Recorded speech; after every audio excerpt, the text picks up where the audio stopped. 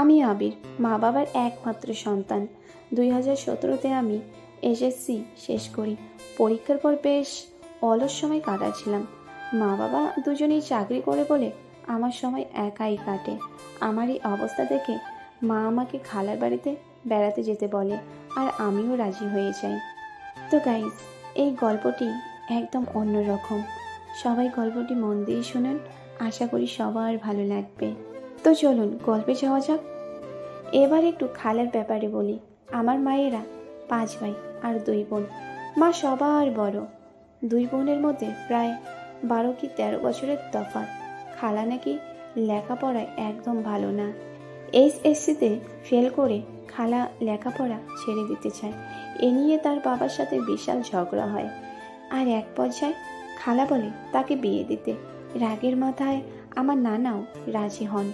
সপ্তাহখানেকের মধ্যে খালার বিয়ে হয় 2015-তে। যাই হোক, আমার খালু একটা বয়স্ক, মাথায় টাক, দৃশ্যমান, কানের পাশে চুলে আর দাড়িতে পাক ধরেছে।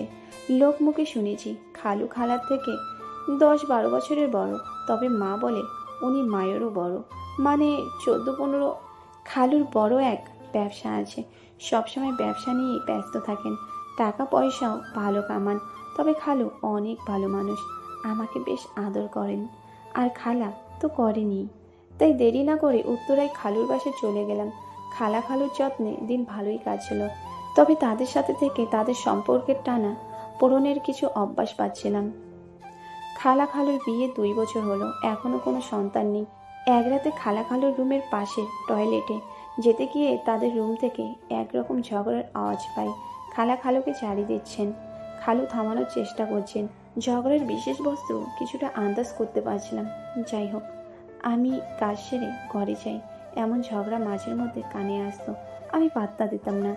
যখনকার কথা বলছি, আমার খালা তখন 21 কি 22, দেখতে আমার মায়ের মতনই, তবে আরও ইয়াং আর সুন্দর। দেখতে আমার বেশ লাগতো, কিন্তু তখনও আমার খারাপ চিন্তা আসেনি, শুধু তার সৌন্দর্য উপভোগ করতাম। এক দুপুরে খালা খালুর রুমে বসে টিভি দেখছি। হঠাৎ খালা এসে বালিশে হেলান দিয়ে শুয়ে এক হাত উঠিয়ে মাথার পিছনে দিল। সেদিন বেশ গরম ছিল। এক সকালে আমি বসে নাস্তা করছি, দেখলাম খালা একটু দাঁড়াই আছে, কি একটা কাজে বাইরে যাবে। গোছগাছ করছে টুকটাক। আমি নাস্তা সেরে ঘরে এলাম।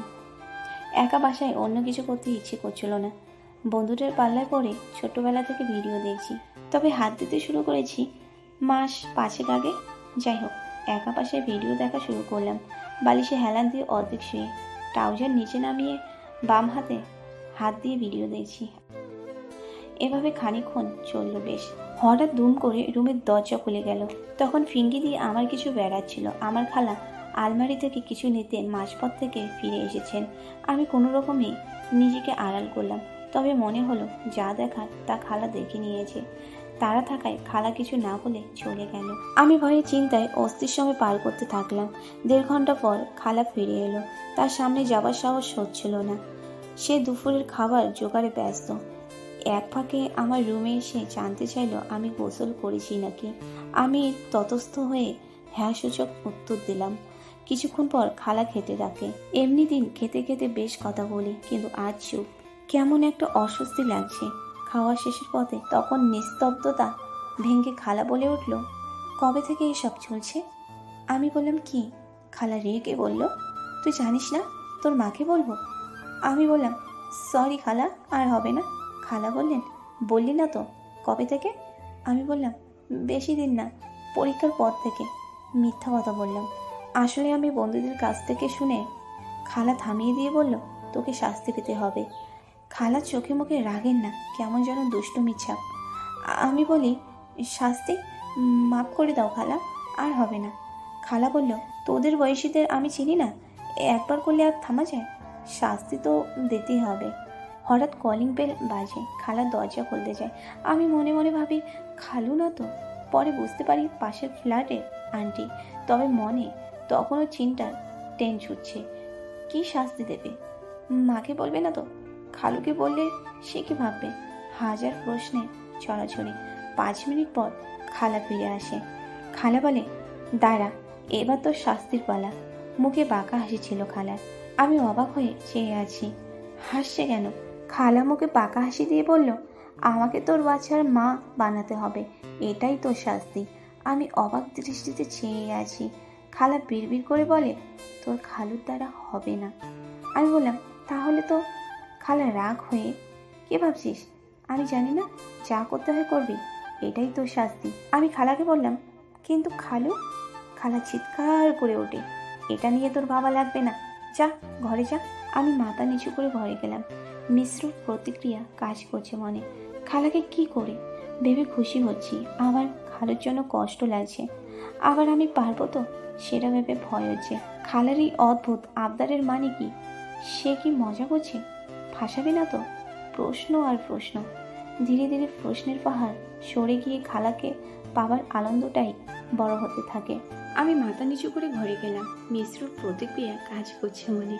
খালাকে কি করে ভেবে খুশি হচ্ছি, আবার খালুর জন্য কষ্ট লাগছে, আবার আমি পারবো তো সেটা ভেবে ভয় হচ্ছে।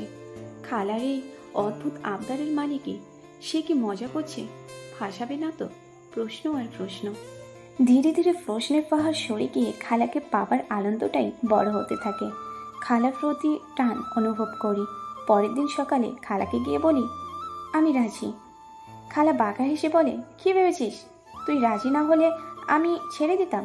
এরা তোর শাস্তি।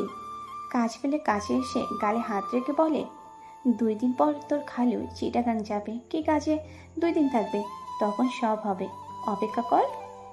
এরপর আমাদের আরও কথা হয়, আমার জিএফ আছে কিনা, সম্পর্ক নিয়ে কথা, ওসব আর বললাম না। আমি অপেক্ষার প্রহর গুনতে থাকলাম। সময় পেলেই আয়নায় নিজেকে আর জিনিসটা দেখি। অপেক্ষার পালা শেষ হয়। আগের রাতেই খালু রওনা হয়েছেন। খালা জানালো দুপুরের পর শুরু হবে। আমার মনে আনন্দের মাঝে চিন্তার চাপ। আমি পারবো তো? সবে সতরে পড়ে গেছি। দুপুরের খাওয়া শেষ করে উঠেছি। খালা বলল, তুই আমার ঘরে গিয়ে বস, আমি কাজ সেরে আসছি।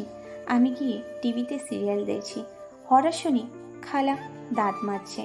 এর কিছুক্ষণ পর রুমে এসে খালা বলল, তুই সিরিয়াল দেখছিস? আমি টিভিটা বন্ধ করে আমি বললাম, আমিও দাঁত মাজবো।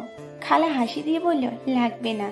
বিছানার কাছে এসে খালা আমাকে বলল, রাতে করলে ভালো হতো, কিন্তু আমার আর তর সইছে না। বিছানায় বসে মুখে লজ্জার ছাপ নিয়ে হেসে খালা বলল, চল শুরু করি। এরপর খালা আমাকে নিজের সামনে টেনে বসালো।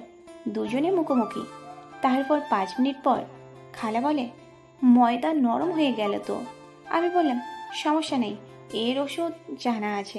খালা বলল, কি ভালো লাগছে না শাস্তি? আর কখনো একা ময়দা ফেলবি না, এটা অনেক দামি। আমি বললাম, যদি কিছু হয়? খালু যদি কিছু করে? খালা বললেন, ওটা নিয়ে ভাবিস না। 1 বোতল পানি হাতে নিয়ে দেখিয়ে দিয়ে আমাকে বলল, দেখ এটা তোর খালু আনছে, তার পীরের পড়া পানি, খেলে নাকি বাচ্চা হয়, কিছু হলে ভাববে পানির গুণ। আমি হেসে বললাম, হো খালা, খালু ফিরে বিশ্বাসী, ছাক ভালোই। এরপর থেকে খালার সাথে সম্পর্ক পাল্টে যায়, তবে এত ঘটা করি না। এভাবে বেড়ানো শেষে ঘরে ফেরার পালা। সব স্বাভাবিক হয়ে যায়। কয়েকদিন পর আসে সুসংবাদ, আমি বাবা হচ্ছি। সবার আগে আমাকেই জানায় ফোনে। কেমন অদ্ভুত এক আনন্দ। 16 বছরের বাবা। এরপর সব স্বাভাবিকভাবেই এগোলো সব। সময় মতো ডেলিভারিও হলো। দেখতে গেলাম মেয়ে হয়েছে, হুবহু খালার মতো। আসলে খালা আর আমার চেহারায় বেশ মিল। মেয়ে আমাদের দুজনেরই মতো হয়েছে। যাই হোক, এরপর খালা কথা রেখেছিল, আমি এমন শাস্তি রোজ পেতে চাই। এখন আমাদের মেয়ের বয়স 6, সম্পূর্ণ সুস্থ মিষ্টি একটা মেয়ে। হ্যালো বন্ধুরা, গল্পটি তোমাদের কেমন লাগলো? আশা করি সবার ভালো লেগে গেছে। তো তাড়াতাড়ি একটা লাইক করে দিন।